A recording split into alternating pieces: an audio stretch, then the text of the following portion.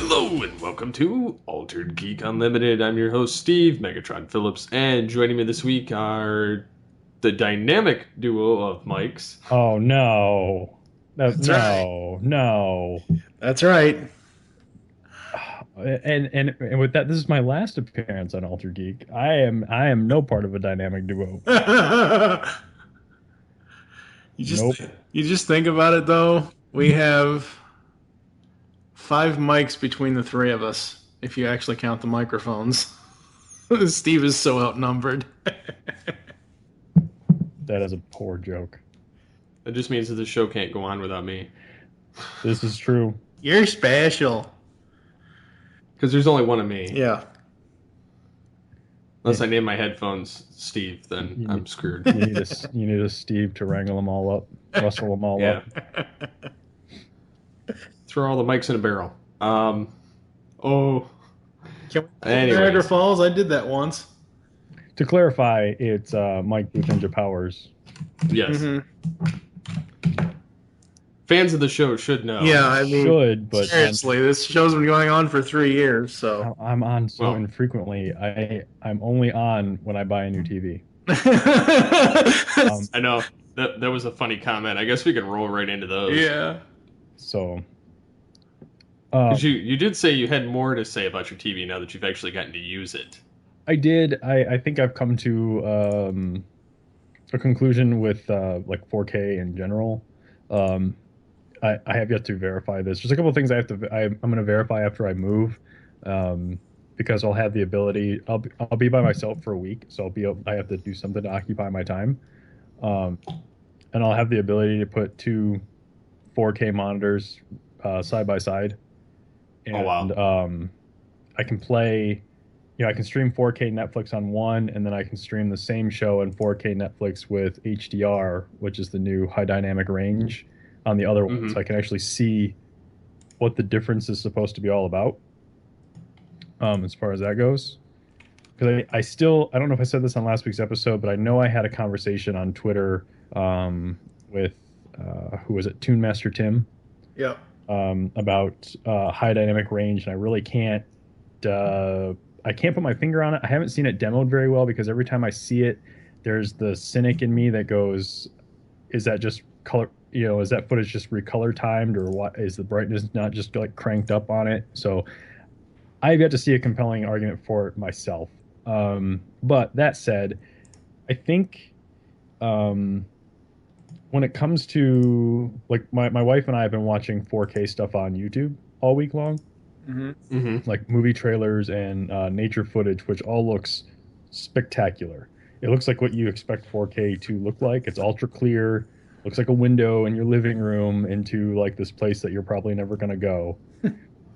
And that looks amazing. And that's like one half of what 4K offers, is that increase in resolution. And I think that documentaries like, IMAX films and, just documentaries in general, that's where like the resolution for 4K is going to really shine.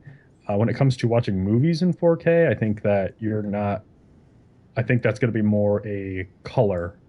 4K or ultra high definition is going to be, and for movies, is going to come down to the color of the movie and the range of color that they're able to show, more so than the resolution of it. Because a lot of directors and things like that, when they're editing movies and they're trying to come up with a certain tone or a look, they can often put a little, what was it, like a little bit of Vaseline on the camera lens of life. Yep. So it's not going to be, you never look like, primetime television never looks like you're actually in the room with those people, Yeah. where daytime television does look like you're in the room with those people. And so that's kind of the difference. And when you're looking at a movie, like, a movie's never going to look like you're in the room with those people. And I don't think people actually want that. I know I don't want that. But when I sit down and I try to watch a TV show like Daredevil in 4K, I keep going, I'm not seeing the detail. I'm not seeing the detail, but I feel like the detail's there, but like the clarity that I'm looking for is not there. But the color is, if that makes any sense to anybody that's listening. So documentary stuff, nature stuff like that is going to shine in terms of clarity, but it's just going to be about like actually bringing home that movie theater quality to your home. And that's kind of the conclusion that I came to over this past week, because I was watching a lot of documentary stuff and then watching just 4K TV shows on Netflix, and that was my takeaway with it. So if that, I don't know if that helps anybody when they're looking into 4K stuff, then awesome.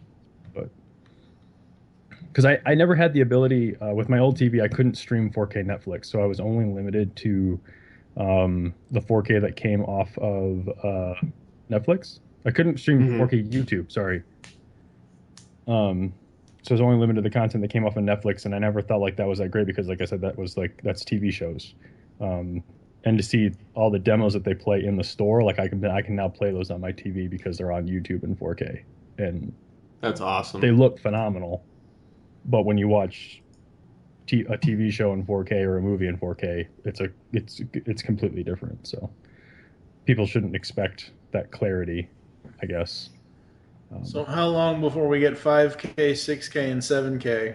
They actually have 8K cameras. Yeah, well, who is it? Samsung or LG in their home country has an 8K display that they're selling. Wow. Which for most of us is overkill. It is, but for me, the way I look at like the way I play the resolution game is I look for. I've said this before too, but just as a refresher, because I'm not on all that much. But for me, the higher resolution the display, the closer to the look of film they can actually bring into the home. Because film, 35 millimeter film or 70 millimeter film, you couldn't hide anything really. What was shot was caught, and so you don't lose anything. The projectionist, the older guys called it infinite grain. So there's no resolution for film. If you see it, you capture it in all of its detail. And you lose that stuff when you step down to when you actually have to start assigning a parameter of like 1920 by 1080. You lose the subtle details. So the higher the resolution of the display, the more information you get to keep when you're coming from 35 millimeter film. So that's one of the things like I'm really looking forward to picking up. Sony released Ghostbusters in 4K. Not a 4K remaster, but an actual ultra high definition version. Is that the new one or the old? 84, right? Yeah, the 1984, and they released Ghostbusters and Ghostbusters 2 in 4K from a scan of the original 35 millimeter print. So I'm really excited to see that once I have a player, because I still don't have a player. I'm waiting for the new PlayStation 4 for that. And then the other one I really want to see is Independence Day, because Fox re-released Independence Day on ultra high definition, and both of those, as you know, because they're so old, they were all done on 35 millimeter. So those should look pretty good in my opinion. Granted, I have nothing to go for other than the source that they're coming from. Is the superior source. Yeah, I mean, Ghostbusters, 32 years old, and Independence Day is 20 years old this year. Yep. So, yeah, cool. As for me, I'm arms deep and knee deep in soundtrack stuff for La La Land Records, because San Diego Comic-Con is coming up July 20th to the 24th, and they are going to have 7 releases at the convention. 2 are vinyl releases. One for Star Trek, the 50th anniversary. They're going to have a Star Trek vinyl release for that, and then they're going to have a Wonder Woman 75th anniversary 7-inch picture disc release. The Wonder Woman one has the season 1 and season 3 theme on it. And then they're going to have 5 other double CD releases. Flash Season 2, Supergirl Season 1, The Killing Joke, Justice League, and Batman Animated Series Volume 4. So that's what I've been kind of focusing on this past week. Steve. As for myself, I've been doing the altered gaming video segments on YouTube. I haven't decided whether I want to do anything on Twitch or not, or if I just want to stick with YouTube. I prefer the method of YouTube better because it's easier for me to. I don't have to do anything. It just uploads on its own after I get done with the stream, so I enjoy that method more so. Plus, I have no idea how Twitch works in its entirety, so I'd rather not deal with that. Plus, the videos don't last forever on there. So, in my experience, Twitch works as far as setting it up. It works a lot like YouTube does. But I believe you have to set up archiving. It's not going to archive things for you automatically. It's just a setting. Well, what I read is it will archive, but it doesn't permanently archive. Right. I think there's a way YouTube does. I think there's a way you can set it to permanently archive. I think there's a toggle. At least there was, but they might have finally gotten rid of it. But I think they got rid of it. I think there isn't there an export to YouTube option from Twitch? Well, you have to use external software, and I can stream on the one, and I can have it recorded to my hard drive to upload to the other. It won't upload to both. Well, no. Like when you save it, it will go out to like once you record it and it's captured in Twitch and it's stored on there. I think there's a way to send it to YouTube. Oh, okay. I have no idea how that works. I know that when I'm recording it, I have the option to live stream to the one and then download to the other. But well, it's more so I download it on my computer and then I have to upload it. But that was my first trial of it anyway, of trying out Twitch. So I've been mostly doing YouTube because I understand the methodology better. Yeah. And then so I've been messing with that. I recorded a top 10 Batman Batsuits video the other day while I was on lunch at work. Just to kind of try and see how well I could edit and how quickly I could edit a 10-minute video, throwing a bunch of clips together. So, and I learned how to do the annotations and the cards at the end where you link specific sections of the video, which I had no clue how to do before. So that was kind of fun, learning experience. And then, so yeah, I did that, and then been messing with various aspects of the website and planning future content and playing Battlefield 1. Yeah, that game looks pretty impressive from what I've seen of your first stream.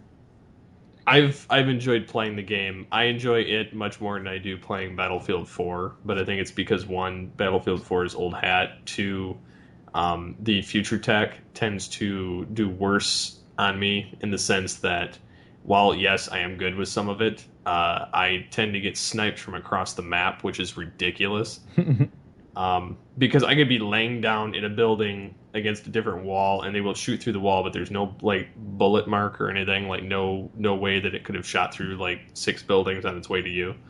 But because they have like this infrared thing that they can see through the walls, they can somehow get you. Whereas in this game, it's like pretty much line of sight. It's very practical and realistic as far as like how the weapons work. So not to derail you for a second, but I just logged into my Twitch account, and you can there's a it works a lot like YouTube where you can see your video clips that you've made and your stuff, and then there's just a simple export button that sends it right to YouTube. Oh, nice. So I might try it. Yeah, if you want. And plus, I think Twitch has a lower delay for chat than YouTube does. So if you're actually getting user engagement, that might be something to look into. But yeah, you would just you just stream it to Twitch, and then once you're done, it gets saved there for a little bit, but you can permanently export it to YouTube. So okay, it's because I haven't had any user engagement yet, but it's more so because I've been doing it randomly. It hasn't really been a set time. But I've just been doing it just so I can play. And then if somebody shows up, I'll talk, and if not, I just kind of ramble for a little bit and then kind of disappear into the game. Because like I'll forget I'm on the stream at some points, and then I'll jump back in. Uh, and then of course earlier this week I met Birdman Dodd in person. How'd that go? Pretty well. I mean, I met up with him in Grand Blanc. Actually, we went to CC's Pizza. Whoa. Came up here. Do you take him to CC's? He wanted to go to CC's. Yeah, that wasn't my first choice. He's Canadian. He doesn't know what he likes. Well, he's trying like every different place that's not in Canada on his way through. I guess that so makes sense. he's hit up a Sonic's, he's hit up and then I was like, have you tried Arby's? Have you tried Big John Steak and Onion? No, what's that? And I tell him because like I think it's pretty much a Michigan thing. So like he was going through, and then he was looking for like the Ecto Cooler and a lot of the Ghostbusters themed food and drinks, and so far had not found any when he was going through. But yeah, I mean, I hung out with him and his wife for a little bit, ate lunch and hung out, had some good conversation, and then of course I went back to work, and then he continued on his journey. But yeah, cool. Yep. Real quick before we move on to bigger and better things, one thing I forgot to mention on last week's show, and one other thing that I've gotten into in the last week. So two things. The oldest one is I don't know, sure people have seen the pictures on Facebook or Twitter, but I have a new addition to my Lego collection, which is the Lego Wall-E. Oh yeah, I saw it. It's interesting. Cool. I haven't seen that yet. Yeah. I was looking for this guy for. I get emails from Lego saying when stuff is coming, and this is part of like the Lego Ideas thing, which used to be the Kuoso, where fans can vote on what sets they want Lego to make. And this particular set was actually done by a guy that works at Pixar. So he built the Wall-E set, and people voted for it, and it got turned into something. Well, it was supposed to be released last September, while I was in Chicago with my wife, and so that was one of the things I was planning to pick up at the Lego store out there. And the day it was supposed to come out, I started seeing reports on the internet that it had been recalled for like faulty parts. And I was kind of like, how do you have faulty parts with Legos? Like, it's the same parts for forever. So I still went to the store, the Lego store, and asked them because maybe some of them got sent to the store and they were selling them before they actually got recalled. But alas, they were not. They had all been. They never actually received their shipment. So every once in a while, when I'd go to a Lego store, I'd always ask, "Do you guys have a release date for the Wall-E?" And everyone would say, "No, we don't." And we're really bummed about it. But this last time, when my wife and I went down to Columbus to find a place to live, we stopped by a Lego store that was in the mall down there. And I went in and I said, "Hey, do you guys, by chance have a release date for the Wall-E?" And the guy looks at me and he goes, "Well, we don't have it, but the Barnes and Noble does." I'm like, in my head, I didn't say this to the guy, but in my head, I'm like, why would a Barnes and Noble have like a Lego exclusive set and not the actual Lego store, Yeah. And so my wife and I went over to Barnes and Noble and went up to their little toy/kid department, whatever it is, and I'm looking. I don't see it. I see like the Ninjago and all this other like Lego crap that's just out there, and I don't see it. But I keep poking around and I find one like stuffed so far back behind everything else that someone was in there earlier, like a kid was in there and like he hit it so he could possibly come back and get it, Or an employee, because employees do that. Yeah. Well, I found it. So I bought it, and it's honestly, I think it's one of the coolest Lego sets like I own. It's gorgeous to look at. It actually has a personality. Like my wife can't stop staring at it. It looks like Wall-E.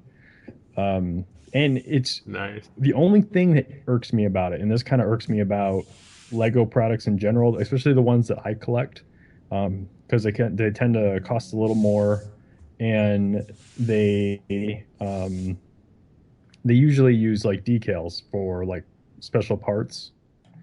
Like you'll have to put a sticker over, like for example, the orange pieces, the orange circles on my B-wing. That's just an orange sticker on a flat piece. On the tumbler, all the little porthole windows or like the little porthole things that like would open up. It's like a circular flat piece that has a decal over it that makes it look like it's bolted on. And so you have to put all those on by hand. And I'm like, this is ridiculous. And well, Wally, the Wally set, actually has three custom frickin' bricks. No decals for this guy. The brick that is the solar that shows like the solar charge level is like a custom made brick with the solar charge level on it. And the Wall-E logo is actually two separate bricks. Um, they're not decals, they're actually stamped on the brick. And I'm like, first of all, this is a set that is very hard to find, and you wasted the time to make three special bricks for this set that is very hard to find. Meanwhile, the more expensive set that people are paying for higher quality stuff that are readily available, like you can't, those are stickers. And the only thing I can think of is I bet you Disney paid them a little bit to make them actual custom pieces. Well, you did say that it was a A Disney picture. Pixar employee that worked on the movie that worked on the thing. So I'm sure that's probably the case, considering you're not just having your average everyday Lego Joe or Jane worker working on it. Yeah, it's just one of those things. It's like, you pay $250 for the tumbler, or like you pay the same amount for the Avengers helicarrier, and like the little pieces that say that this is, the helicarrier 64, like that is a sticker. I don't. It It's just that kind of stuff just drives me nuts. It just drives me nuts. That's all. it's mind-boggling what toy not it's not just Lego either. Like any and all toy companies will do that kind of stuff. They'll do, certain things on certain toys, and then they won't do the same. The quality control has always been outrageous on toys. I think even the Ecto One that I have, the Ghostbusters Ecto One, the little ghost symbol that's on the Ecto One, that is actually stamped on the brick. Like Mhm. these little like $50-$60 sets that are from like movies actually have specially made stamped bricks. I think And that's because they want everybody and their mother to buy those. That's why they're lower price. Uh, but the but stamped bricks is what I don't get. Right, yeah. I mean, Like, but I think that's the thing. It's like, oh, this is a movie license. We must do special things to the bricks and sell it at a not necessarily a discount, but a reasonable price. yeah, Whereas, oh, hey, this is just a tumbler from that one movie 11 years ago. It doesn't need anything special. the tumbler from the Batmobile, the tumbler from Batman Yeah. doesn't need special pieces. I'm saying that I'm not saying Them's fighting words. No, I'm not saying that the tumbler itself doesn't. I'm saying that Lego, I know what you're saying. if they go to something like, oh, they're like, oh, Ghostbusters, that's coming back. So let's do something special with it. Yet, this vehicle from an 11-year-old movie, who cares? Just put a sticker on it. So. Toy companies. Ugh. Oh, and real quick, before we get too far aside, the other thing too, this is kind of techie and geeky. I finally talked my wife into letting me start getting piecing together some Phillips Hue lighting systems. Oh, cool. Are you guys familiar with this stuff? Not really. No. So, it is smart lighting for your home. Okay, yeah. So the bulbs have like Wi-Fi chips in them, and they talk to a bridge, which then talks to your router, which then talks to your phone. So you can set up neat little things like geofencing. So like if you pull in the driveway after like 10 p.m., it'll turn the lights on in the kitchen, like when you pull in, so you're not fumbling around your house trying to hit the light switches. You can. I've wanted them for like a while. But I never really had a way to kind of sell my wife on it. And the last day I worked at Best Buy, I walked by the connected home section, which I've walked by a dozen times, but I kind of stopped looking at the Hue light things. because my wife was always like, "No, that's ridiculous. It's like that's pointless. Why would you have that?" And they made this. It looks like it goes on a nightstand. Um, Huh. so I got two. The way you have to have, I bought two of those, one for each nightstand, and then I bought. You have to have a bridge, and so like all the light bulbs talk to the bridge, and the bridge talks to your router. So it's not nothing's connected directly to your router, but the and the reason for that is because the bridge is responsible for setting up scenes. So like if you walk into a room and say, "I want it to be sunset in here," the bridge knows that these four bulbs are in your family room and you want those set to sunset. Whatever Um, you do, don't wear a red shirt. but they um so I found those, and then I bought a bridge, but they didn't Best Buy didn't have just the bridge, which you can buy, so you can actually literally start just piecing it together at will. But they had a starter pack, which was a bridge, and then it came with two standard A19 light bulbs, which just go in like lamps or anything else that you could possibly think of for putting a light bulb in. Um, but I sold her on the idea that this is a cool nightstand type thing, and you can change the color of it to match like your mood or whatever you want it to be. And she like and true to form, you know, talking about it, saying I want to buy it. She's always like, no, that's like the dumbest thing I've ever heard. Why does anyone have that? But the minute I get it in the home and she can play with it, Yep. she loves it. So Complete 180, yeah. yeah, so I've gotten the go ahead to, after we move, see what lights we actually want to be able to control and what ones we can just put regular LED bulbs in.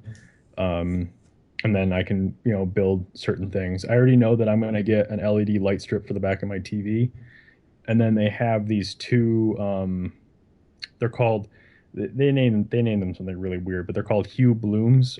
They really just kind of cast, like, they're not directional or anything. They just kind of cast a light out. They're not for like they're for adding ambiance, Yeah.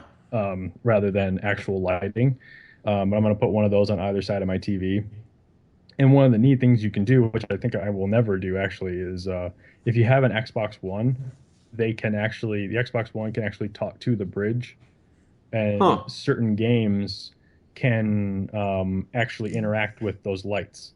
So if you're dying, the lights themselves can turn red, or they can go back to green, and things like That's that, um, which I think is kind of neat. But the PS4, which is the only console I have right now of the next gen ones, I like can't talk to it. But I'm not really worried about that. There's another app you can get where I'm not quite sure why anyone would do this. I'm hoping someone comes up with another way of being able to do this, but it uses the camera on your phone. So you have to have it on and facing your TV, but the camera analyzes what you're watching and matches Hmm. the ambient lighting of those bulbs to what you're watching. Oh, that's cool. So it kind of expands the TV show or movie that or whatever you're watching out into the room a little bit. Yeah. Um, but it needs the phone. Like you need a phone that's permanently pointed at your TV. Which, Mm.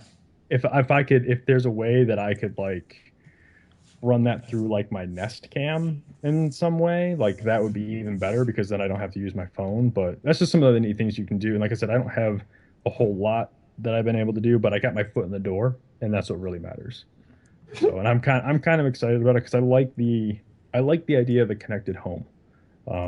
I really like my Nest thermostat, and the lights are neat because when I come home, well, when I used to come home, the last like I've only had them for about a week, but Saturday and Tuesday when I came home late from the theater, when I was downstairs, I could go on my phone and dim. I could turn on my night light, my nightstand light from downstairs at 5%, and actually go upstairs and get in bed without having to turn the flashlight on my phone. Mm. And it doesn't go full blast, so my wife isn't woken up. It actually starts at 0 and goes up to 5, not 100 and then down to 5. So, but it's just neat. So So are you guys? Because I don't remember. I listened to last week's show, but I don't remember. Are you guys getting another house when you move out to Columbus, or are you going to rent? we have a townhouse. Okay. So I've never been in a townhouse, but if I mean, my parents have been in a townhouse, but that was like a long time ago, and they were able to do like a ton of stuff in there. Yeah. But I was recently before my house, so so I don't know I haven't been able to ask what we're going to be able to do. So obviously the light bulbs I can change out. That's fine. Yeah. But I'm going to ask them if I can hook up my Nest in there too, because I we really like it. But I have no like grand plans of like trying to like do anything crazy. Like I'm pretty much just going to try to treat it like an apartment. Mm. Because I don't want to be responsible for a whole bunch of stuff when I move out. But we're gonna do that for a year or two, and then we're gonna the like probably the second year or the third year we're going to take a real hard look at the market and find a house that we actually Yeah. like 100%, or we're going to probably build a house. Oh, cool. Um, the reason I give that time frame is because according to my dad, if you sell a house, you have like, but you don't buy one, you have like 3 years before you actually have to pay capital gains tax or something like that on it. Oh, yeah. So we have like a 3 year window to like buy a new home or something like that. So we're just gonna take our time, get a feel for the area, and the nice thing though is where we're moving is like at the beginning of like a massive subdivision. nice. And Very so cool. it's all really nice homes, so we could kind of just like get an idea of what's there. And really, truthfully, I want to build a home because I want to be able to run Ethernet to every freaking room in the I wish to. house. I've had to No like. one needs Ethernet in the bathroom. Well, no, You don't know that. but yeah, you don't know that. You could have a smart toilet. Yeah, yeah. It God. know it knows. It sends all the information to your doctor. And it knows you want to watch that episode of The Flash while you're in there. Oh, it just knows. But so yeah, because that's one of my every time any house I move into, it's like I immediately even this house and the house before I was like I got to run Ethernet. That was the I did that like the first week I was here. My dad came over. I ordered a bunch of Ethernet cable from Monoprice, and we started putting holes in wall and ran it down in the basement. And just because anything that I can hardwire, I hardwire. Like, Yep, I've been doing that too. um, but yeah, I would love to be able to do that. I don't know so much about um, HDMI, like running HDMI and stuff like that. The other thing I would really like to do is I got this idea from my uncle, is if you're doing in-wall runs, um, use PVC piping Mm, for your in-wall runs with cable. mm. Because what that does is it leaves a nice big fat opening. So if you ever need to replace the cable, you tie your new cable onto your old cable, and then you can pull it through the wall. Yeah, yeah. And I really like that idea. So like I'm like that's just like the best stuff about like I know about that stuff like when I go to build a house, that thing is going to be wired like Up the wazoo. yeah. When I was younger, it was about 23 years ago, actually. When I was 13 or 14, when I first moved here to Kentucky, we had lived in a house that was about 3 or 4 blocks away from a new subdivision. And this subdivision was so new that, houses were going in and being built like every 2 weeks. It was like just watching a live action Monopoly game board with houses just going on I mean, these houses would just pop up, pop up, pop up, and the subdivision was amazing. I thought that was great. And then a year later in '94, my dad and my then stepmother had moved. They had bought land out in the middle of Shelby County here in Kentucky, and they built themselves a 2-story log cabin. So I've seen through, in most of my family on my mom's side, my grandfather when he was alive, my 3 uncles who are still alive now, they're all carpenters and that kind of stuff. So I've seen all kinds of houses built and everything else. I just love watching that process. It's just an amazing, amazing process. Yeah, I like watching. I like watching homes being built. When I was a kid or a teen, I used to. Grand Blanc was like the late '90s, early 2000s. Grand Blanc was going through like major expansion. So subdivisions were popping up like all over the place, and at night or sometimes during the day, like on a Saturday or Sunday, like I would go to those construction sites and go like walk through the homes and um, see where these people were gonna. The coolest one that I saw um, was this. It was a bathroom. Um, and it was like this a shower tub combination, Hmm. but not like anything I've ever seen.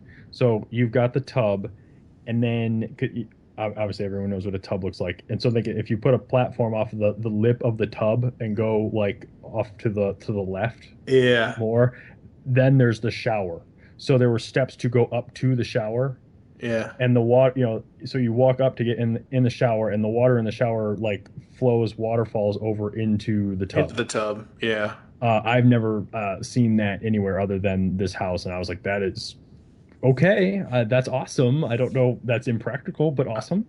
I've seen something similar to that, but I've never actually seen the water flow between them, like flow from the shower to the tub. But I've seen designs like that. Hmm. Um, but yeah, no, every now and then I'll say on social media or whatever else, oh, I miss watching HGTV, or I know I can go on their website and all that stuff, but since I don't currently have cable, since I cut the cord a while ago, I used to love Right. watching all that HGTV stuff because it was just so in it just had so much information, and you just never know when you're going to need that kind of stuff. Doesn't matter what show it is on that network. Yeah, I just have an idea of what I want just from what I've always tried to do, like in a Right. home. Oh Like yeah. second I walk in, I'm like, okay, internet and all this other stuff. So I I'm just excited. Like I said, I'd rather build, but if I can get a home that is, I sometimes you can walk into a home where they've finished the structure but not inside. Hmm. Hmm. So none of the drywalling is actually done, so you Right. can Yeah. You. still. Yeah. The framework and the overall structure of the house is there, but you can then customize the entire home. Hmm. So like I said, we've got 3 years to look for something, and And you need to, it's a new place. You're gonna have to explore it and get used to it and all that. So. I know I don't want to move too far away from where we're actually going because Right. we're in like a prime, like it's ridiculous how many things started. Like I'm within 10 minutes of like two Best Buys, I think three Apple stores. Wow. Just I'm it's gonna be ridiculous for me like not to spend money because like the places I like to spend money right now are like an hour or more away. Yeah, So it's like I can't spend a whole and lot of when you money. move, you can just walk to them. Yeah, pretty much. So I'm sure my wife's thrilled about that. But she's talked about like she's gonna go. There's lots of places for her to find like a part-time job, which she said that's all she wants to do for a little bit, and Mm. I'm fine with that. But I'm kind of trying to get her to get a job at either Best Buy, so I can still get like discounts on stuff, or the Lego store. uh, So because that's the other thing I spend a lot of money on tech and I spend a lot of money on Legos. So Who doesn't love Legos though? I just I love them more now like than I did growing up, but I don't play with them like I used to. Like now I kind of they are the model kit yeah. to what model kits were to my dad. That's what Lego is to me now. Like I remember growing up, he bought me like the Ecto One Ertl kit. I think it was. Hmm. If I butchered that name, I apologize. But he bought me that, and I remember putting that together with him at like the kitchen table. But I don't have that model kit anymore. But what I do have is the Lego Ecto One, and I Nice. love that. I cherish that. I put that together, and that's on display. Like I buy Legos the way my dad bought model kits. So No, they. I mean, they're really because like the invention for Lego, like Lego now is, I would say 50% of their business is like not necessarily knockoff. I don't mean knockoff designs, but like the pirate stuff that isn't Pirates of the Caribbean. Their non-licensed stuff is pretty much for kids, and it seems to me that all the licensed stuff, like Ghostbusters and Batman and all that, is for the adult collector to the point of, oh, okay, I'm gonna have fun building this, and then it's gonna sit proudly on my shelf for display. I agree to an extent. I think that the growing up there was always the model team Legos, which I was never fortunate enough to have any of, and now they have like the Ultimate Collector series, and that's what I've gotten into. That's what my B wing is, the X wing, the tumbler, and the helicarrier. They all come with they actually come with a stand that you display them on, and they have a little placard that gives you fun facts about the actual ship or the actual thing that you just built a model of. Nice. But so they're made for display purposes. Um, but the other cool thing though is that I have two of them. Um, I have the firehouse and I have the shopping center, but I haven't put it together yet. It's still in the box. Mm. They have this. It's a cityscape, and you buy them in individual sections, but they're designed to be put together. Like Right. as you're building it, at the bottom of each one, there's Technic pieces, so they snap together, and they form like one long sidewalk. And you can buy like an ice cream parlor or a theater, and chain them all together. And one of the cool things that they did is the Ghostbusters firehouse Hmm. is part of that extension. Oh, sweet. Like it can be added. They made it so it can be added into that setting, which I think is really cool. Um, but in talking about Lego, I watched a couple weeks ago. I saw it on Amazon. I don't know if it's on Netflix or Hulu, but the Brickumentary, the Lego Brickumentary movie. I have It's not seen it on either I've not Netflix or seen Hulu, it. so it's like an hour and a half, 90-minute long documentary on the history of Lego, Hmm. and it's done.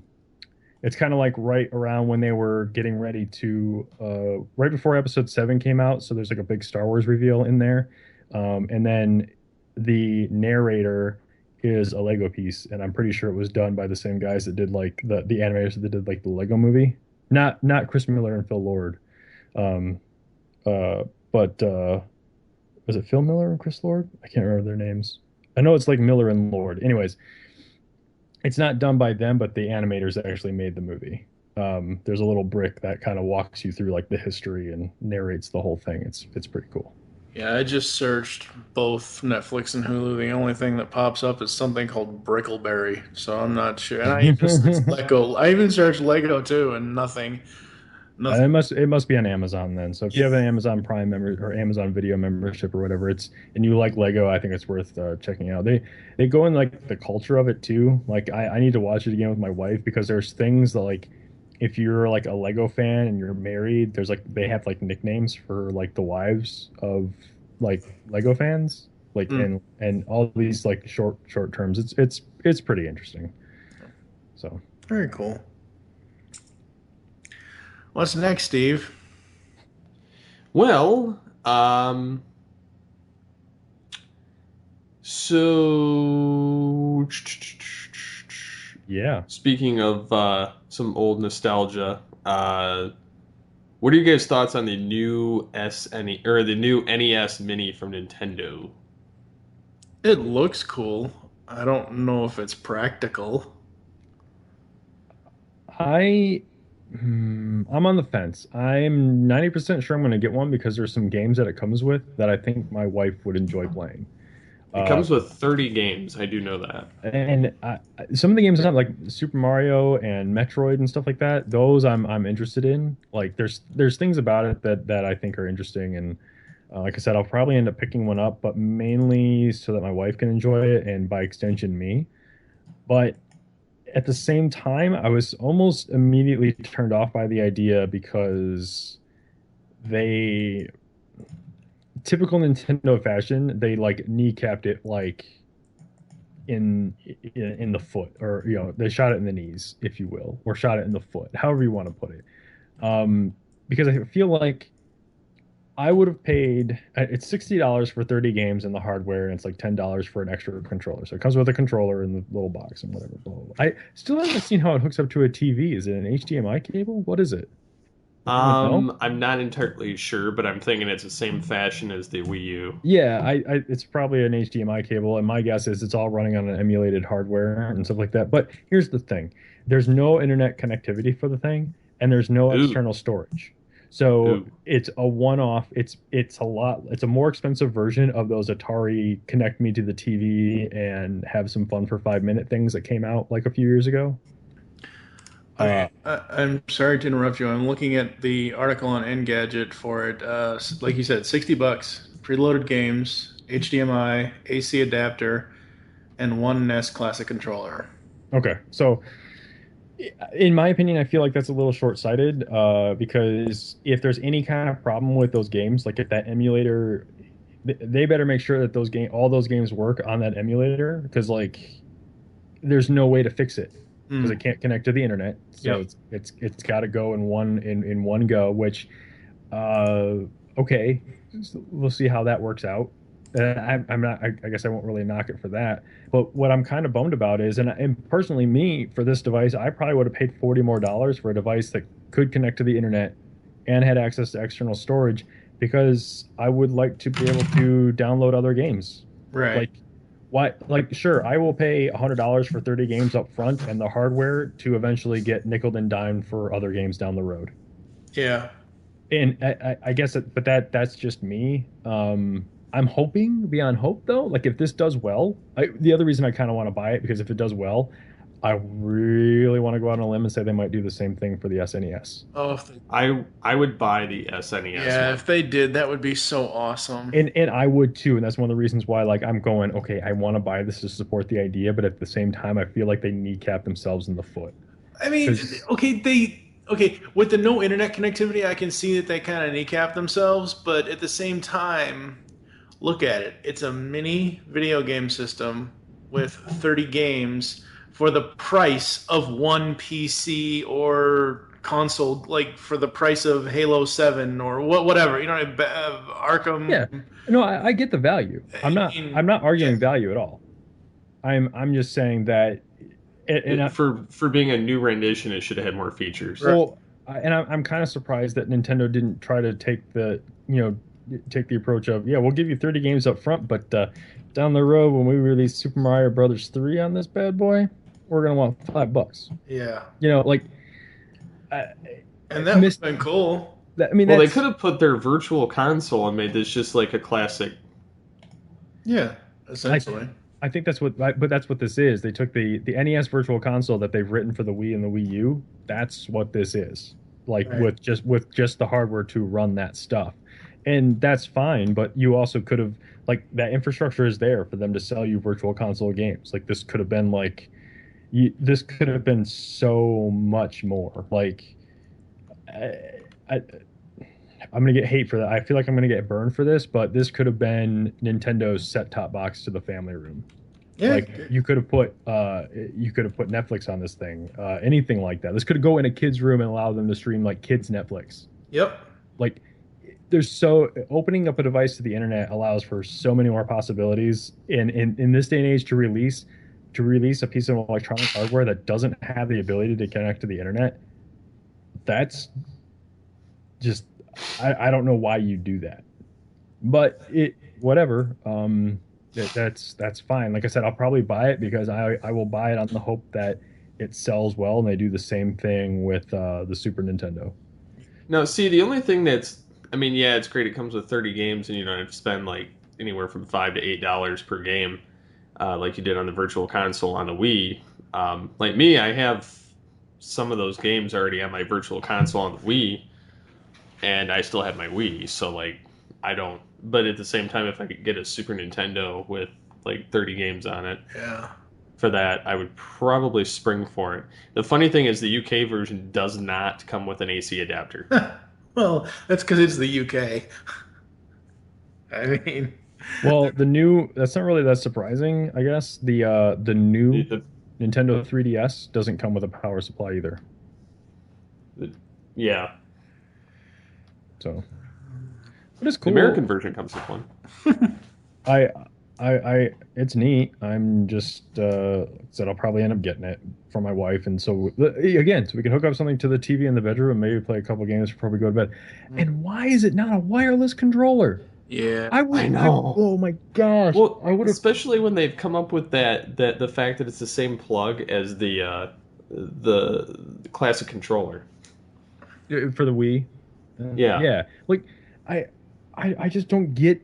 It feels like it's so haphazard. I guess I don't know. I guess I get who it's for, but at the same time, it's like why no? I don't know. Well, maybe Maybe, I would rather not have the cord and still have the same setup. and I'm not saying I want all this stuff, and I still would. I still only wanted to pay $60 for it, so no one jump at me for that. yeah. I'm saying I wanted all You this would stuff, and I would have all been that able stuff, to. and you would pay the I higher would. price You would to get yeah. the stuff. Yeah. Yes, 100%. I would pay the higher price to get that stuff. Not I want a wireless controller and I want So for internet. so for so for $99, that would having networking and having like the set top thing. Yeah, and it's Nintendo. If they had shuffled the games around a little bit, maybe made them maybe because some of that's shovelware. But if they had like put a little more icing on the cake with the game selection, they could have charged more than that. Oh yeah. So there's you it's apples and oranges. It's fine. It's fine for what it is. I think it's a great value for what it is. It's just in this day and age, why you would release something like that's that stripped down is just kind of baffling to me. I But think what they were going for, and I could be wrong, but I think what they were going for is the ultimate retro feel, as far as not having a wireless controller specifically, is the ultimate retro look of the original system. does it say how long the cable is? Um, No. It's gonna be like 3 feet.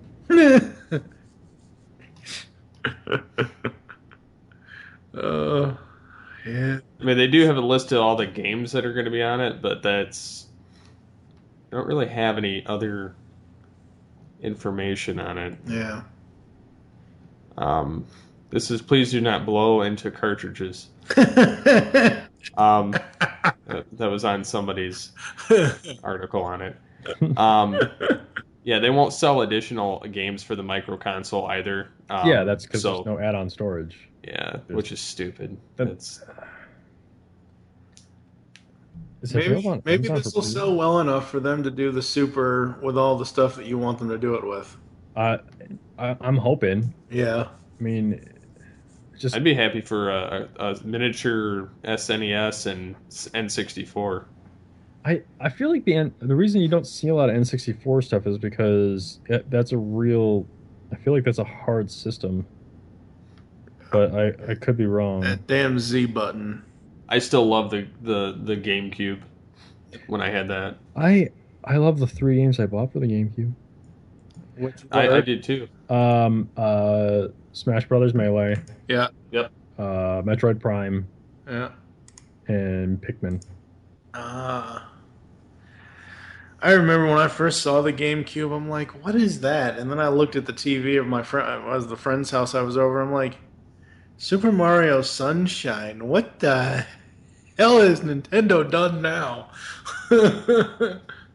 I had Melee. I had the Mega Man X collection, and then I had a lot of other games. But that was actually the first console I bought brand new. And then the next one I bought brand new was the Xbox 360 because everything else I've owned has been used. But the GameCube, the funny thing is to justify it, I had to buy it as a Christmas present for everybody when I lived at my mom's, and because they wouldn't let me have a console otherwise. And I'm like, well, fine. And then when I went to go move out, they're like, no, it's for everybody. It has to stay here. Oh, And I was like, what? And so I had to rebuy. I bought a used one when I moved out. And so when I went and traded that in and the PS2, when my brother was the last one living at the house, he's like, hey, do you want your GameCube back? Because he was gonna sell it. My mom's like, no, you have to give him the option. He bought it. And so like I was like, well, yeah, I'm going to take it back. And so I actually still have I don't have the GameCube anymore, but I got I still got Melee and I still got my actual controller that came with the GameCube. and I use that to play Melee and Brawl on my Wii. I found my GameCube controller. No GameCube, but I found my GameCube controller the other day in the garage. I have a funny story about the GameCube as well. I got mine for Christmas. Well, I was supposed to get it for Christmas. What ended up happening is that on Black Friday, my grandma used to take me and my cousins shopping. My cousins and I shopping on Black Friday, and we were old enough to where we could pick out our Christmas presents, but we wouldn't get them until Christmas. Right. Mm-hmm. Well, at the same time, I had a job at GameStop, so I knew how to open packaging without making it look like it was opened. So we actually opened up all the games and like all three GameCubes, and put the boxes back. Uh, it's really bad. Basically, we got them and we weren't supposed to get them until Christmas, but because I got them out of the box and boxed everything back up the way it's supposed to be, and before my grandma wrapped them, I actually did put them back in the boxes, but we had already gotten them out and enjoyed them and played all the games and everything. So that's yeah. Cruel. Yeah, but it's really funny because one of the games I got Harvest Moon. I used to be really into Harvest Moon, and this is that same year I got Harvest Moon on the PS2. I was like super excited, and it was going to be a Christmas game.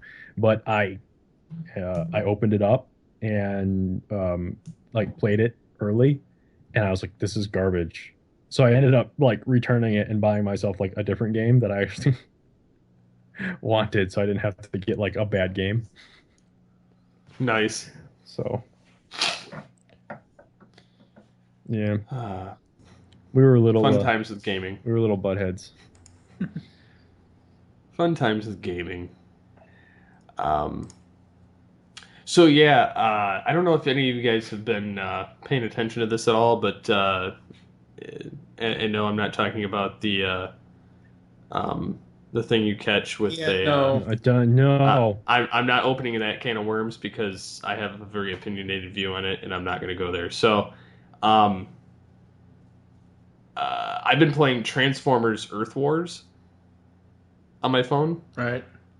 And it's basically base building, and then you collect the Transformers, like various 1-star to 4-star, and of course 4-star is better. And you build bases and attack each other for energon and alloy that allows you to build up your bases and upgrade your characters.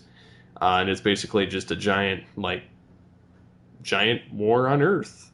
And you take over territory and get to demolish part of the territory to make room for more of your base. And I've been playing it for about 2 weeks, which is about 2 weeks longer than you've played any other cell phone game. Yeah, pretty much. And it's very addicting because like I get it on an upgrade right now on the base, and it takes a lot longer when you're not willing to spend the $19.99 or the $9.99 or whatever it is to get all the stuff you need to upgrade faster and sooner, and to pay for the characters you want. So yeah, it's been fun playing it. It's just the waiting game, but I play for about until I run out of whatever it is, resources or battle points, and then I go back in. But the bases are pretty cool. They use a space bridge mechanism to get more characters sent to Earth to fight on your behalf, and you can upgrade your characters so they can level up to as high as level 50. But yeah, I've already figured out tactics by fighting other people. What the best scenarios are with your mortars and your laser guns and your auto cannons and your anti-air cannons. Like if you cluster them all together, and then you put like stasis lock mines in between them, and then you put walls, like you build a giant like impenetrable wall around them. So if they do manage to break through the wall, they're just getting pelted the whole time on their way to your base, and your base is in like the far back corner. You pretty much can't lose. It's kind of a dick move, but I saw somebody else do it to me, and I was like, oh, okay, so this is how this is going to go down. So, so yeah, I don't have any like big substantial people right now, but I've got like Megatron, Slipstream, some of the Predacons like of the Decepticon manner, Swindle, Bludgeon, Starscream, Skywarp, Thundercracker, like all those kind of guys. Um, it's funny because if you get the three Seekers together and then they stand there and they just fire their arm cannons at the stuff, so it's really hilarious to watch them, and then Megatron's just fusion cannoning the whole thing and beating it with a energon mace. So it's very tactical. So like you have to figure out what side of their base is the weakest and then attack from that side because you're going to get hit either way.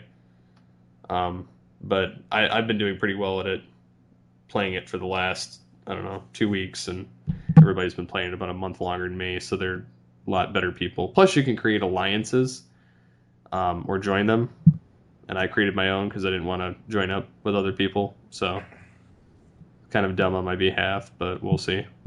Transformers, got to catch them all.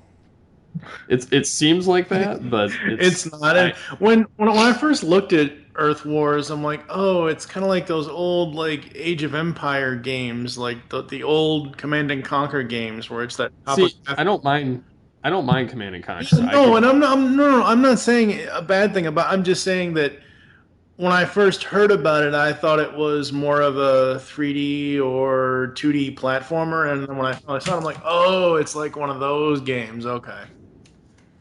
It's been fun though. Yeah. So yeah, I didn't know if anybody had any experience playing that or not. I actually for all the video games I play, I don't play a whole lot of games on my phone. I think the last game I played on a cell phone was Snake. I do on occasion. I will play Hearthstone, which is the collectible trading card game from Blizzard. Bit Trip Beat and Cannibal, but those are about the only ones I'll play. And if I do, I play them like once and then I'm kind of done. So I'm done for like a week or two, and then maybe I'll go back to them. But I don't know. I think it's the lack of buttons. I've never gotten over. I can type just fine, do anything else just fine on the phone, but the lack of buttons for playing games because technically the phone is like, especially if you have one of those iDoohickeys, they're like, oh well, the buttons are on the screen. No, that's not the same thing. Now there is one interesting rumor that popped up. I think it was in the last 2 weeks, is that Nintendo is supposedly working on cell phone controllers. Oh. Yeah, I did see that. So I don't know what's going to make them special from any other like cell phone controller that you can buy, other than it just being like a Nintendo branded controller. But if they go so far as, because they could do this if they went so far as to make like a controller sleeve that looks like the bottom of a Game Boy. Like, yeah, that would be cool. I mean, other people have done like a similar thing, but obviously they can't do like the Game Boy look because that's Nintendo's. Yeah.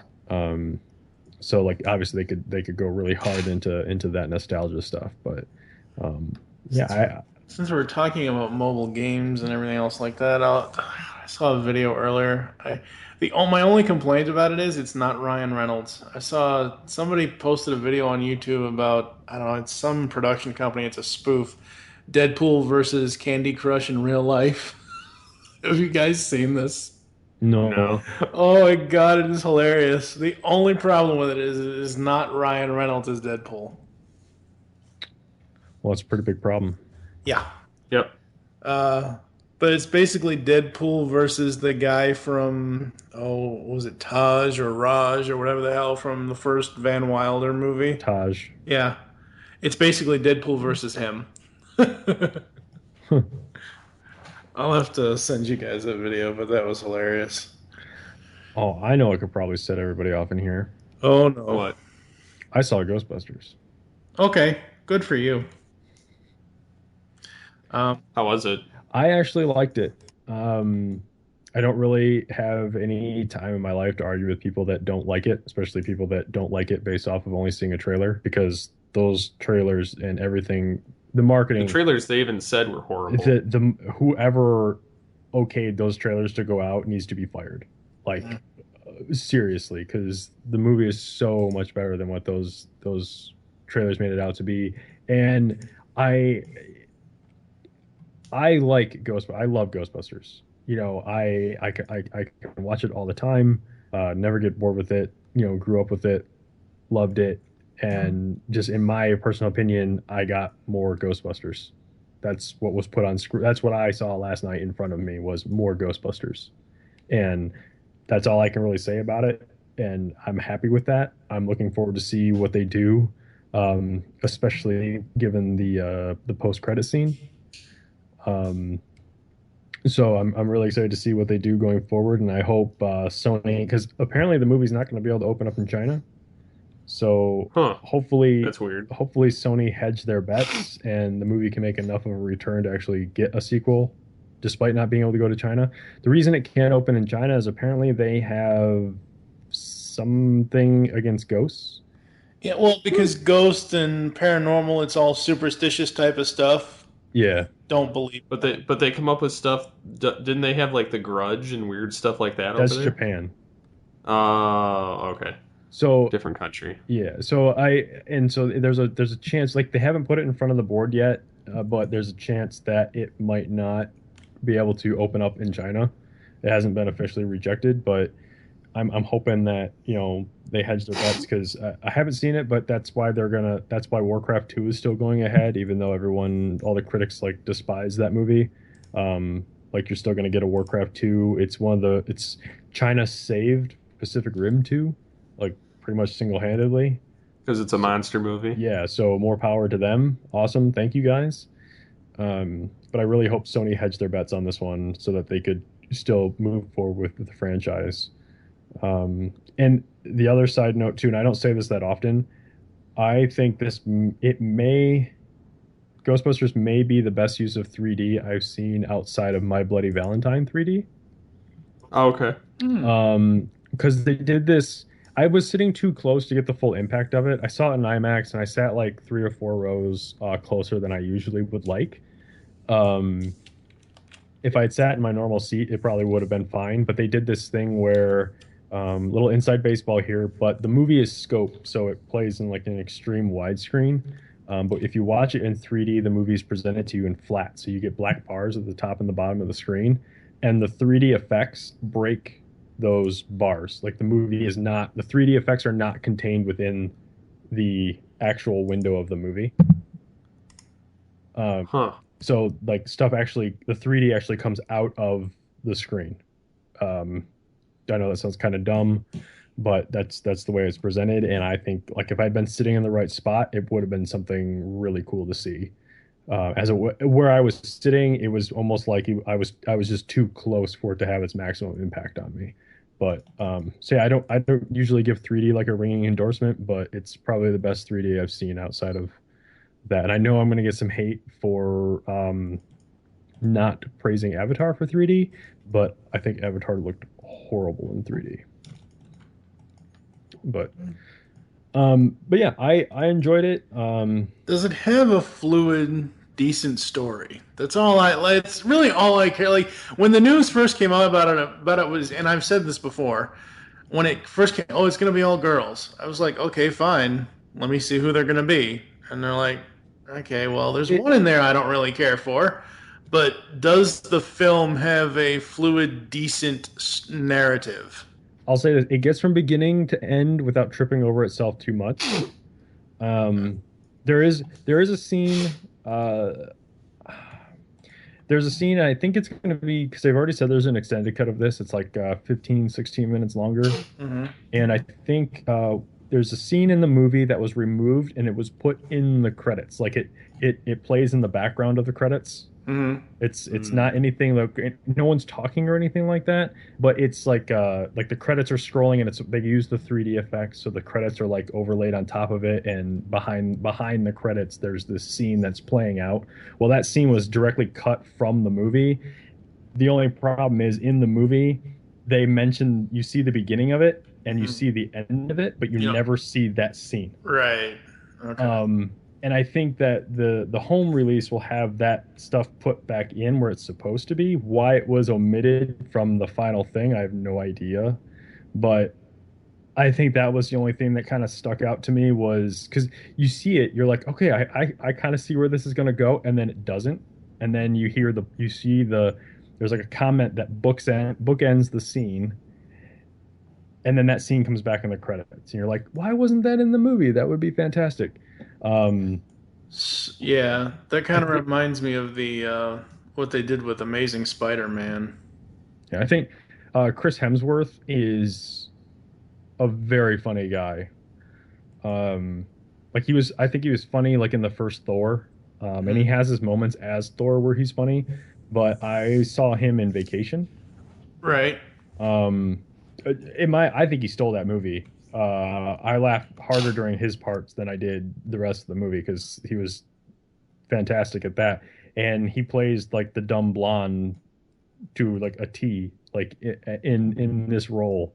And I kind of have respect for actors that play the dumb not so bright characters because that's not easy to do and to pull it off with it being funny and not like tragic.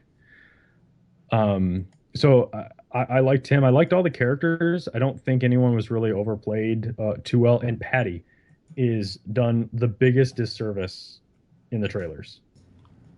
You mean Which Leslie Jones' character? I think I'm not Yeah, too it yeah, is her. okay. I know all their names. They're all Okay. Saturday Night Live people. Okay. Yeah, she was in the trailer. She's not, yeah, those scenes are in the movie, Hmm. but there's enough of her not acting that way that they don't, that's not the way that in the trailer that's not her entire character is what I'm trying to say. Right. Yeah. She's They kind of like portray her as a stereotype in the trailer, yeah, and she's actually a full rounded character in the film. Right. yeah, she's actually just you could call her like a New York history buff. Like she knows stuff about New York that the other three don't. Right. Because they're like it's kind of like She's kind of like from what. She's street smart, and Yeah, she's a. I hate to say this, and people are probably gonna kill me in the comments for saying this. She's a combination between Winston and Ray, because Ray did all that historical stuff in Ghostbusters 2. but I think his was more I think his stuff like Ray's stuff was more like the supernatural history of stuff. it was Her stuff is actually just more like I History. New know York. Yeah. I know the significance of this, like not like I know like the paranormal thing, like I could Right. give an example, but I don't want to spoil anything in case anyone does want to see it. But the thing is, I saw it and I'm a fan of the original, and I wanted more Ghostbusters, and I got more Ghostbusters, and that's all I can really say about it. And that said, the same thing I'll say about any remake or reboot that happens. The old one, nothing's going to happen in the old one. You still get to have it. There's no reason to hate on this movie just because. Um, and I don't know. And the cameos are fun too. Like they're they're actually really funny. Somebody said that I think it was Birdman Dodd that said this. I could be wrong, so sorry, Mike, if I'm misquoting you. Said something about Bill Murray's cameo is the longest, and the others are just kind of there. And I basically replied and said, I hate to say this, but it's the reason why Bill's is probably the longest is probably that's the only way they could get him to do the damn movie. His is the longest, but at the same time, like his if I think about it, his cameo doesn't really do anything for the movie. Right. It's just there to be there. Everyone else is like his character is just definitely there just to be there. Mhm. He does very little. Like actually, no, just thinking about it, it does nothing for the movie. And it doesn't take anything away either, but it doesn't do anything for it. Like it Doesn't doesn't. add anything to it. Yeah. His involvement does not move the story forward. Right. The other two are, I think, were just well placed. Actually, there's three more well placed cameos for the fans, and there's an awesome. I feel like it was an awesome joke about the firehouse. That was actually kind of funny, but we can talk more about it as like if you guys actually do end up seeing it or whatever. Yeah. But in my opinion, if you like Ghostbusters, there's no reason for you not to like this one. Actually, one of the tweets I saw when people started like seeing the movie that I kind of like latched onto is kind of like my mantra. It's like it said I didn't read the review, I just read the headline, and it said it's okay if you don't like the new Ghostbusters. It's why you don't like the new Ghostbusters that's going to make you a douchebag. So, And like I said before, I don't care that it was women. no. There's just one woman on that cast that I just cannot stand as an actress. So, Is it Melissa McCarthy? of course. I all the movies I've seen her in, the only one I didn't care for was Identity Thief, and I don't think that was her fault. So, but I like that film. So does Mary. And we like Spy, but I haven't seen Spy yet, but I hear good things about it. it's funny because they take every Jason Statham movie and use it as like a stereotype for his character in this film. Nice. So like he's constantly like poking fun at like every character he's ever played throughout the entire film. He's like, "Well, I did this," blah blah blah. And Melissa McCarthy has like this witty comeback to him every time because they like hate each other in the film. I will say I tried to watch Bridesmaids. My wife and I bought Bridesmaids after we watched Sisters. We wanted to rewatch Bridesmaids, not because of Ghostbusters, but just because. And we didn't make it through it. I remember enjoying it when I saw it in the theater. It could have been like the time of day we were trying to watch it, or any number of different things that was going on. But we couldn't make it through it when we were trying to watch it at home. But yeah. So Ghostbusters, I enjoyed it, but like I said, I'm not going to argue with anyone that doesn't like it, and I don't want anyone to come at me saying, well, "How can you like this? How can you like this?" I like it because I have no nostalgic baggage, people. I know that the original one doesn't go anywhere, so It's on DVD. Yeah. You can watch it now. Yeah. So I guess the only other thing I'll bring up, we can take our pick at the topic, but I'm gonna drop these two and then we'll see what happens. And whatever one doesn't get picked, then we'll just throw it to the comments. We can either do the fact that Matt Damon wants to be in the DC extended universe as a character and who we think he should play, or I don't know if you guys have seen the Wally West, Flash, and Black Racer photos yet. I've seen the Wally West costume. I have not seen and want to talk the Black Racer photos. I'd rather talk Flash than Matt Damon, because until he's cast in something, I don't care what character people think he wants to be. I mean, until Warner Brothers says, "We have hired Matt Damon to play this character," then I'll give an opinion. He's going to be Robin. He's going to be Green Lantern. Everyone knows he's going to be Nightwing. Yeah. It's going to be Green Lantern. But someone said when I shared the Flash photo from the Flash official Facebook page, isn't that... Actually, you know what? It's funny. I think it was Joe. I think it was Joe Reed that said this. Isn't that kind of spoiler? He said, "Has this happened yet?" No, Joe, it hasn't happened yet. It's a season 3 teaser. Oh, okay. Because I don't think Joe has gotten through all of season 2 yet. But with all of season 2 done, and I don't think we saw any effects on Wally, even though he was affected. And we pretty much know he's going to become Kid Flash because they showed the costume. I think the costume looks great on him. Well, it looks like the Reverse Flash, just with some Flash deco to it. Well, it's like the Rebirth. Well, it's a mixture of Reverse Flash and Kid Flash, because some of the Kid Flash costumes are gold or yellow and red instead of red and yellow. So, I don't know if they're going to sit there and call him Kid Flash the whole... I think they're calling him that so far. Well, I'm saying, like, I'm hoping by the end of the 3rd season, if hopefully the show gets a 4th season, it is so good, I don't see why it wouldn't get a 4th season. Hopefully by the end of the 3rd season, they just call him another Flash, or so. I don't know. I mean, Kid Flash is fine for a while, but, everybody's got to grow up sometime. I think what some people, again, I've seen the pictures, but I haven't read any of the articles revolving around it. But I think a lot of people are forgetting that the first episode is called Flashpoint, which basically means it's an entirely different universe. So anything technically technically anything that has happened in season one and season two is Don't count. off the books right now. Yeah. So they can do whatever they want with any character, Yeah. and that's also like my as a fan, like a fan of Flash, and I really enjoyed Supergirl. I liked Legends of Tomorrow. Arrow still needs to pick itself up off the floor and figure out what the hell it wants to do because I don't know what it's doing.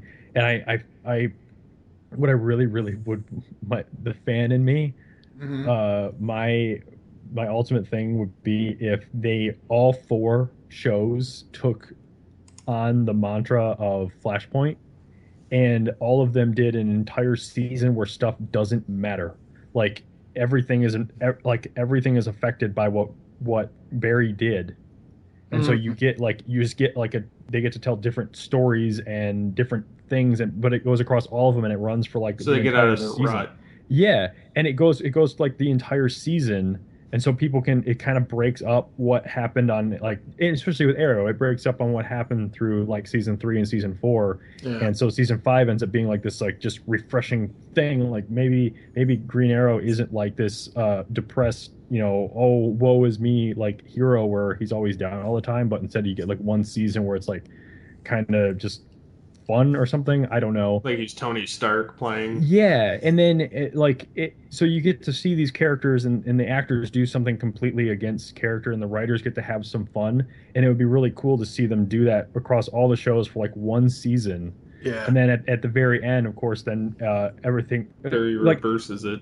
yeah, and then it gets reversed, and then you can go back. But the thing is, you had that break from whatever happened, and obviously there's going to be impact from him going. Not everything gets set right in the first place when he does go back and fixes it. So you can still some things can still remain. Yeah. I just that's what the fan in me would really like to see, and that'll never happen. Yeah. See, the thing for me, and you brought it up about Arrow season 3, 4, and 5, and all. The thing for me with Arrow, the first two seasons were mostly awesome for the most part. Season 3, and I've said this before 1,000 times, is just god awful Batman copycat stuff. Season 4, I was hopeful, but what happened with season 4 was one week it would be a really good episode, the next week it would be okay, I can go to the bathroom now, or okay, I can go make dinner now, or it's like I season 4 was it flip flopped every week from being good to just being mediocre, and I'm really hoping Arrow season 5 can pick up and be on the level that Flash and Legends and Supergirl are. How do you think they're gonna? I know this is off the topic of discussing what those characters looked, but how do you guys think they're gonna fit Supergirl in after they've already shown that she is part of a different universe? Do you think the Flashpoint stuff is going to like Merge her universe. merge the two universes together, or do you think that So they're Earth gonna 1 and Earth 2 are merging, or not Earth. Well, uh, Earth one and whatever 3. her Earth is? Yeah, I forget which one. And I know it's not Earth 3 because that's where they sent Jay. Yeah, they've never said what Earth she's on. Yeah. So or do they just screw it and just she's just a part of that world? Like, do you think they'll give a reason? Like, I, I'm I don't know. that's one of the things I'm interested to see is how they handle that because I like how they handled the crossover, except it was so weirdly timed. The episode when Barry actually goes there takes place like 3 or 4 weeks after that crossover actually happened. I know, and it was real it was real quick. But that was awesome. But but that was also one of the episodes I was like, he says nothing. He went to an entirely different world and he says nothing. Yeah. I know. That it was just so weird. So Yeah, it was weird in the show, and I think the problem was because Supergirl started out at CBS. It was a different production schedule for their episodes, and plus Supergirl season 1, they had several things happen, like the Paris attacks happened, so they had to flip flop episodes and everything else, and it was just oh, I know. I'm just saying like, it's just of production stuff, and with the actual story, yeah, it's like really, yeah, you guys are right. Really, Barry, you're not gonna say anything? like nothing. Like I just went where there's like a super like a literal Superman more or less. Supergirl, Superwoman, Yeah. like, and nothing gets said anywhere. So I'm really interested to see what ends up happening with this new season. Like, but the fan in me, I'm not going to get what I want to see. But if I do, that's awesome. I feel like the writers could have a ball with it, even if they did it for half a season, Yeah. just half a season. Yeah. It would be But so cool. I just absolutely love that for the first time in at least maybe 17 years, 4 days a week we can watch CW and it's all good programming. Supergirl on Monday, Flash on Tuesday, Arrow on Wednesday, and then Legends on Thursday. well, at least none of them are on Fridays, so that's a good thing. Yeah. One thing really quickly before we get out of here. Maybe we should save this for next time, but have you guys seen, I'm sure you guys have seen this story. It came out a little while ago about Sulu and the Star Trek universe with Star Trek Beyond. With him being gay? Yeah. With him saying that Sulu shouldn't be, even though they've never actually said one way or the other, and it's a separate universe. Yeah, that's my big thing is why. And the thing was, all the headlines I saw about it were, "Oh my God, they made a existing character gay." Okay, fine. I would rather have an existing character that I know come out of the closet than be forced the cliche gay character thrown in as someone I don't even know. And like Steve just said, the main universe and the Abrams verse are two different universes. So it's not taking away from anything that George Takei did as Sulu being. Yeah, because this is a different Sulu, Yeah. so. Yeah, exactly. And I think it's fine. I don't know. It's just one of those strange things. I guess I'm just going to default to my normal stance whenever I hear about like a gay character or whatever is why is it news? Yeah. Because I just don't care. yes. Plus, he's gay, so it doesn't really bother me either. See, originally I thought because it was a a separate universe, I thought it was a nice homage to his personal life, honestly. I don't know. Yeah. I mean, hey. And with that, is there anything you guys want to promote for the next week before we go? Mike, you got anything going on besides moving? No, I am going to be moving. I might have some stuff because, like I said, I'm gonna have to fill my time, like my evenings, with something. So I might have some stuff to share. I'll definitely be gushing about my internet, hopefully. But that's about it. Oh, I will. I don't. Forgive me, Mike. I don't know if I saw you post something about it, or if you've seen it, or if you got it, or whatnot. Because I know you do digital downloads sometimes. But I will. I am getting the extended edition of Batman v Superman on Tuesday. Oh. So I will be checking that out. So Yeah. I've heard good things about it. So, but I didn't hate the movie to begin with. I mean, I didn't either. This is a discussion for another day. We've talked about this for 3 years. I didn't hate the movie. I just didn't like certain aspects of it between the story and the acting and all that. We can talk about that next week if we want to. But for me, I have just wrapped up, and Michael Wilson and I have decided to do it a little bit more sporadically than all 104 days at once. I just wrapped up a 26-day episode-long podcast, the first season of our Phineas and Ferb review show, the podcast organization without a cool acronym, so I'm doing that. The pull bag is still going on. We've got some stuff coming up with Tooncast Beyond. Legends of the Dark Knight is going to be making a return with us killing the joke, so there's going to be that going on. Next week, Steve and I will have a La La Land Lounge episode on Geekcast Radio talking about Flash Season 1 and Arrow Season 3 soundtrack scores, so that's going on. What else you got going on, Steve? Of course, more Altered Gaming. I plan on doing a couple more Altered Geek videos. Probably going to do the Altered Geek News Network. I'm going to move that over to my YouTube channel so that I can do them in kind of a blitz style, like 5 to 8 minute show.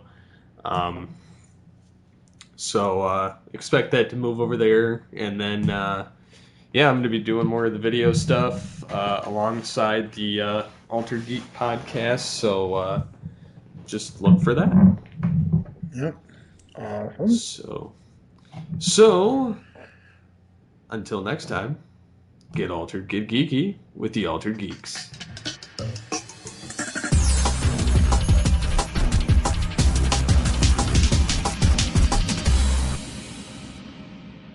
Oh, that's funny. Oh my god. So please tell me you and Chrissy are too old for Pokemon Go. Oh hell no, man. Fuck. In fact, we were at the dinner and it's like there's a Pikachu across the street. You want to go? And we're like, we gotta go. We got up and left, and we came back after we got Pikachu, but everyone's like, "What, man? You guys gotta go get a Pikachu across the street?" And we're like, "Yeah." I got a level 10 Pikachu. Chrissy was looking at like 140 or 150, and she could not catch it, and it ran away. She was pissed. Okay, here's the thing with that game. Yeah. All the negative story, not the hoaxes, not the shit that people have made up to create negative buzz about the game, but just all the negative stuff that I've seen come up out of this game hasn't even been out a week. Yeah. And there have just been the craziest damn things with it, and I just can't get on board with it. Like, have you looked outside? There's like no, I mean, I went to the park. There were hundreds of people wandering around the park staring at their phones because the park is set up. The way it works is places where people should go to go for walks, right? Are heavily populated with these Pokestops, and each Pokestop gives you free stuff. Right. So like we're walking around walking around the lake at the park, and situated around the lake at several spots are these Pokestops. There's like 7 of them. We went to downtown Crown Point, which is a little, it's a little place. They've got nightclubs, they've got historical places, they've got a lot of antique stores. It's a quaint little town type thing, right? Deep in the heart of Indiana, and there are literally about 24 Pokestops. There's like 2 on every corner. Yeah. And we just drove around in a circle 2 or 3 times, getting all the Pokestops. I got so many Pokestops, I filled up my backpack. I can't have Pokestops anymore. I'm like, all right, that's cool. Okay, so my problem with the game is, okay, I don't have a problem with people getting outside and getting exercise and all that stuff, but some of the things that it's led to, like the 19-year-old girl who found the dead body. Don't get me wrong, that's great for that person's family that their body was found, but still, I mean that she said in the article that I read, it was she was quoted in the article as saying, "I was only paying attention to my phone and where I was walking," and then basically, oh hey, a dead body. And I just saw, if you go on my Facebook, scroll halfway down, because I just posted this tonight. Somebody did a Imager or whatever the hell, Instagram, whatever the hell it is, of a newspaper article that some woman wrote about strange men approaching her, trying to come on to her through Pokemon Go, and I'm like, this game is the most evilest thing ever. It just, oh God, I just can't. I'm trying to get the hashtag stop Pokemon Go to trend. I don't think it's working. But, well, I've read like there's like bad guys who put lures. So they have these Pokestops, and you can put a lure on a Pokestop, which attracts Pokemon to the stop, right? But when you put a lure on it, then everybody benefits because everybody gets the extra Pokemon. Well, the problem is that there are bad guys who will go to a Pokestop, place a lure, and just wait for kids to show up and then steal their phones and run away.